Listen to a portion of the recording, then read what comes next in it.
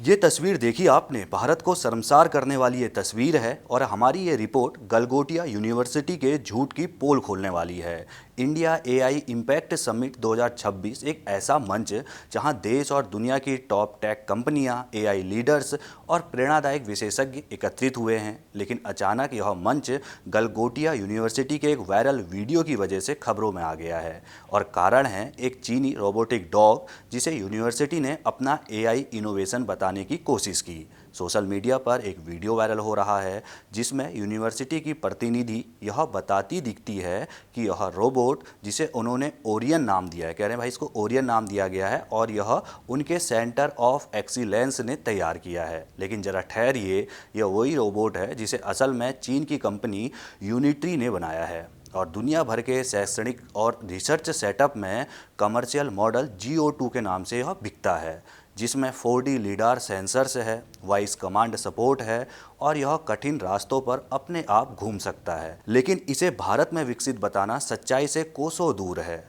और तो और जब यह वीडियो वायरल हुआ तो ट्विटर, जिसे अब आप लोग जो है एक्स के नाम से जानते हैं, उसने खुद कम्युनिटी नोट जोड़कर यह स्पष्ट कर दिया कि यूनिवर्सिटी का दावा भ्रामक है। यानी तकनीकी प्लेटफॉर्म ने इस बात की पुष्टि कर दी कि वीडियो में यहाँ जो हमारा इनोवेशन बताया जा रहा है वह एक्चुअली विदेशी टेक्नोलॉजी है, यानी कि चीन की टेक्नोलॉजी है, यह गलगोटिया यूनिवर्सिटी ने नहीं बनाया है। अब सवाल ये उठता है, एक प्रतिष्ठित एआई समिट के ग्लोबल प्लेटफॉर्म पर ऐसा वीडियो कैसे दिखाया गया और क्या यह सिर्फ प्रदर्शनी टूल था या जानबूझकर किसी और को दिखाने की कोशिश की गई कि भाई साहब ये हमारा है।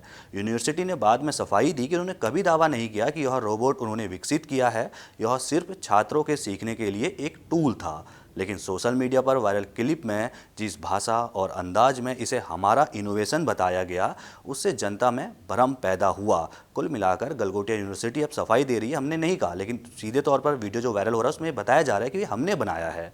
गलगोटिया यूनिवर्सिटी की तरफ से कहा गया कि वो दुनिया भर की बेहतरीन टेक्नोलॉजी को अपने कैंपस में लाना चाहते हैं ताकि छात्रों की सोच विकसित हो और भविष्य के रचनाकार तैयार हों।